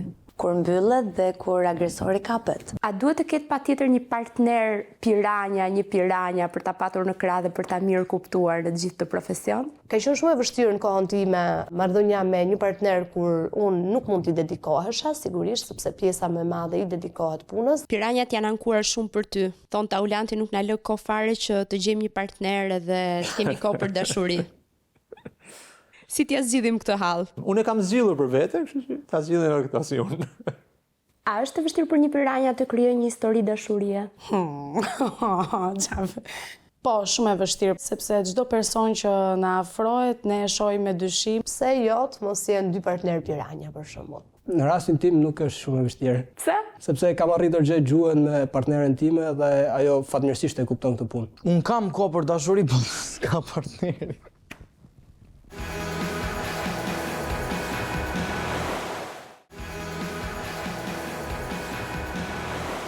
Çfarë diti për piranjat? Gjithçka. Që është një peshk i egër edhe të kafshon mishin edhe nuk të lën të ikish. Ato kapin njerëz keqbërësit që bëjnë keq për popullin tonë. Të kafshojnë. Aty kanë bërë gjëra shumë të bukura. Në cilën ditë transmetohen piranjat? Të premteve. Ditën e premte, të premte. Të martën. Në çfarë ore? 20:44. Në 8:22. Në orën 7:30. Në orën 9. Në ditën e premte në orën 8:45. Në cilin televizion Syri TV. Te syri. Te syri. Te syri. Ku di unë TikTok e kam parë. Kush është piranja jote e preferuar? Jona. Ka qenë Lediona po hiku. Egi. Piranja ime preferuar është Eraldo. Lediona dhe Jona. Po Lediona s'është më? Ka qenë Eraldo, Kamila, Taolanti edhe Lediona. Po më pak e preferuar? Kamila. Pse? Se s'pëlqej shumë. Mua më pëlqen më pak nga të gjithë Egi. Tedi. Çfarë bën ti kur del piranja jote më pak e preferuar në televizor? Ose haj buk, ose shoh telefon, ose luaj me makina. Kush janë dy moderatorët e piranjave? Dojna Mema dhe Florian Binaj. E Dojna edhe Kola. Taulanti dhe Ronila. Flori me Dojna. Flori dhe... Përse s'po jam bajnë në dhemër. Qa të pëlqen më shumë tek emisioni piranjat? Që janë të shpejt. Pëlqen ku kapin atë budallëjt.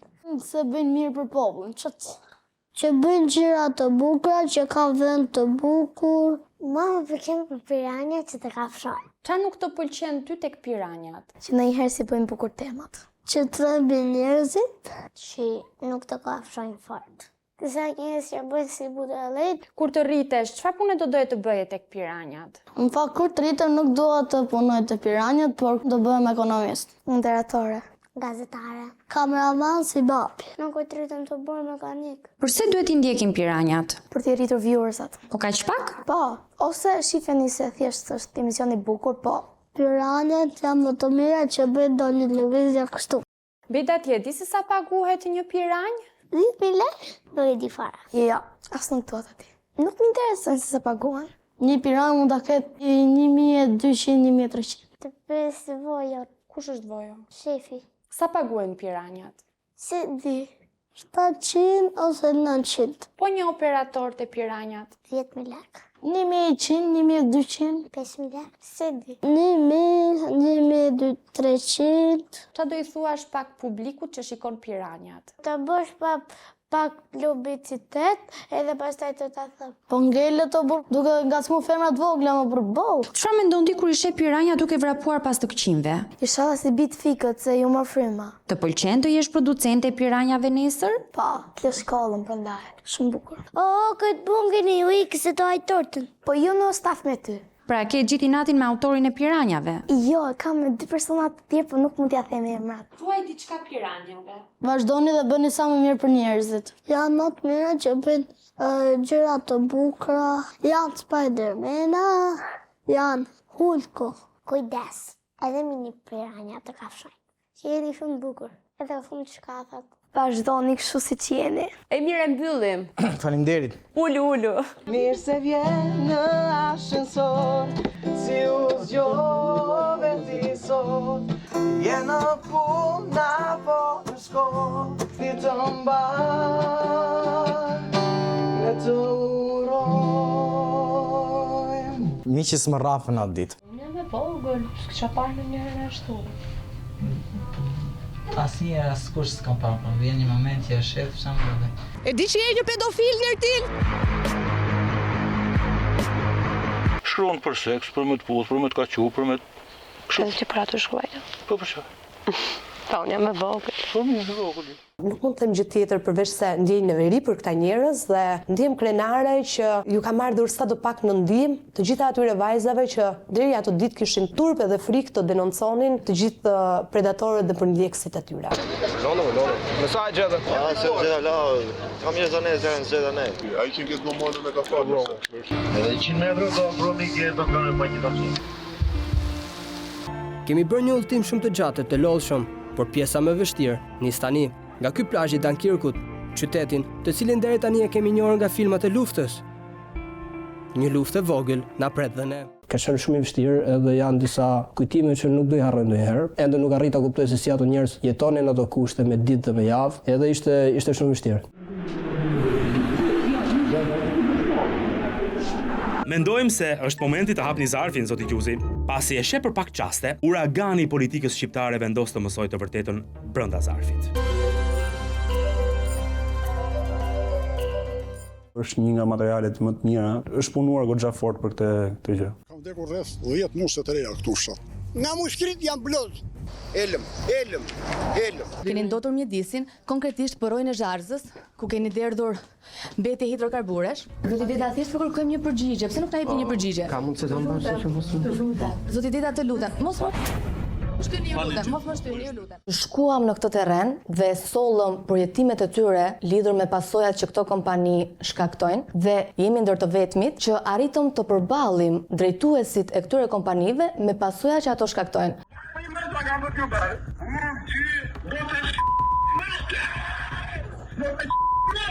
Atë moment e shkatërroj krejt jetën teme dhe vëlla dhe pa videon e motrës vet.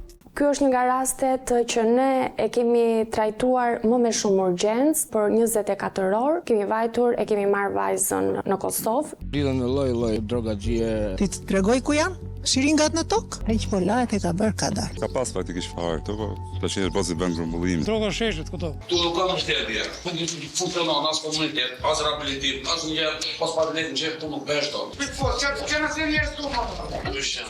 Kur kam hyrë brenda, kam filmuar gjithçka, jam munduar të mos shkel në shiringa se mund të më transmetoj ndonjë sëmundje, por përfundova në spital duke bërë serum se u asfiksova nga aroma e heroinës.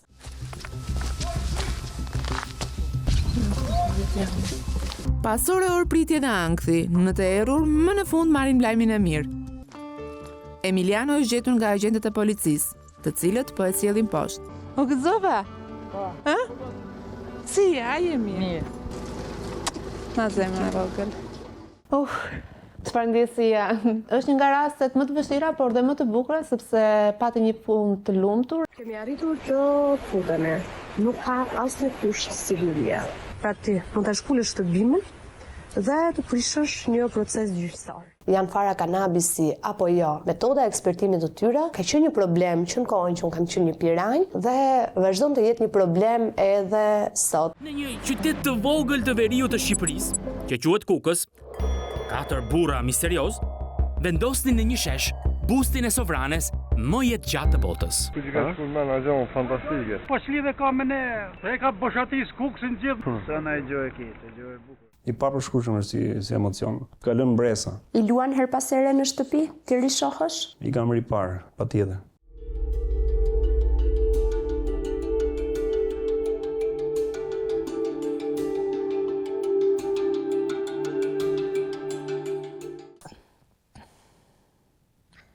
Ne mund të zgjidhim çdo lloj problemi, çdo lloj denoncimi që na vjen në redaksi. Po shëndeti mendor, sidomos në këtë lloj grade, nuk ka zgjidhje. Cili mund të jetë investigimi që të ka prekur më shumë? Ka qenë për një djalë të vogël, më duket se 5 vjeçar, nuk i plotësonin dokumentat që ta çonin në Itali për ta kuruar, po fatkeqësisht ai vdiq rrugës për shkak të këtyre vonesave. Rasti i vajzës për dënuar në Vlorë është realisht një investigim që ne të gjithë na ka prekur si redaksi. Si mbahet gjallë pasioni për të qenë një piranja? Ta bindësh veten që po unë mund t'ja dal dhe mund të ndryshoj jetë njerëzish ose mund të zgjidh një problem. E vazhdueshme është në çdo ditë nuk është se shuhet ndonjëherë. Pastaj piranja gjithmonë janë në kërkim të pres. Kur këta djemë dhe vajza të mos kenë nevojë më për denoncimet që vinë në redaksi, por të kenë denoncimet e veta, atëherë janë kthyer në piranja me një lloj timbri, me një lloj vule që nuk ja heq më kush. Në fakt është vetë vendi ynë i cili ka kaq shumë probleme dhe duke qenë se ti ndeshesh çdo ditë, mendon që pse mos ta marrë dhe këtë edhe të jap një zgjidhje ose paktën ta trajtosh në mënyrën tënde. Është diçka që o e ke ose ke,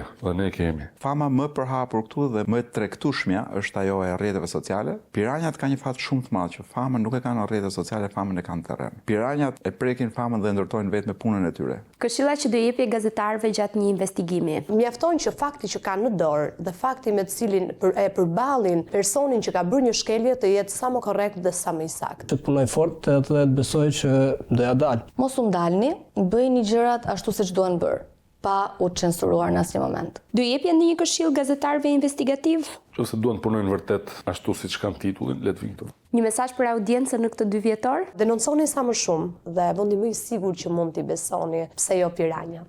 Jeni më të mirët Denonconi për çdo padrejtësi që u bëhet. Mendimën tuaj, ne mund të japim zgjidhje shumë problemeve dhe i falenderoj pafund ata që na besojnë. Në mënyrë që ne t'i japim zgjidhje drejtësia të shkojë në vend, duhet patjetër që të dilni të flisni hapur me fytyrë dhe me zë. Njerëzit duhet të jenë më të guximshëm dhe mos të kenë as pak frikë për të kërkuar të drejtën e tyre. Të jam mbështetja jonë më e madhe që ne vazhdojmë të punojmë dhe të kemi atë ambicien për të kërkuar dhe për të punuar sa më fort, duke i parë se sa të gatshëm dhe mikpritës janë me temat tona dhe dashamirës janë ndaj nesh.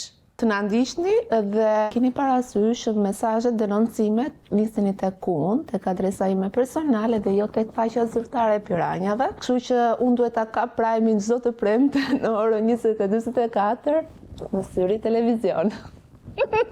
Vazhdoni ta ndiqni sepse jemi më të besueshmit në treg. Faleminderit.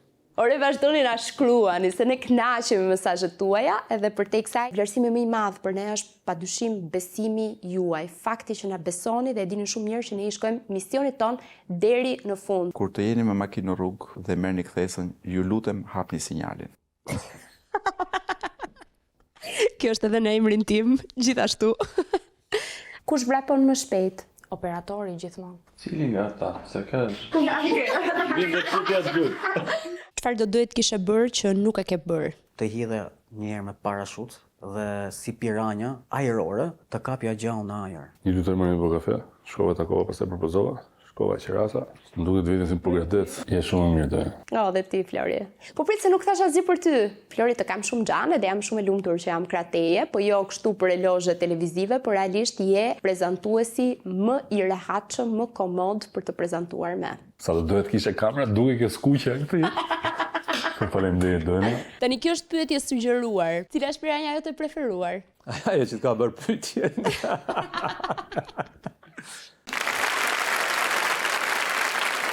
Në 2 vite Piranja kemi kryer mbi 500 investigime.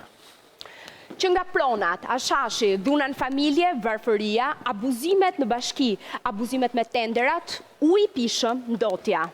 Shëndetësia, drejtësia, abuzimet me minorenët, shkollat rurale, tenderat abuziv. 20 kamera të fsheta. 40 pedofil të kapur. Mbi 30 abuzues të rrjeteve sociale. 45 qeveritar të ekspozuar me abuzime. Mbi 40 çështje të zgjidhura. 4 fushata për të mbështetur kauza të rëndësishme sociale. Dhe ky është vetëm fillimi. Këtë milet ju po e luni menç. Dhe s'ke parë gjë akoma. Tani çdo natë ne ndahemi duke ju thënë të njëjtën frazë. Sonte dua që ta thoni ju në shtëpitë tuaja. Nuk do e themi sot? Le ta thonë ata. Mirë. Nisim vetëm fillimin të paktën. Po. Kujdes. Bravo!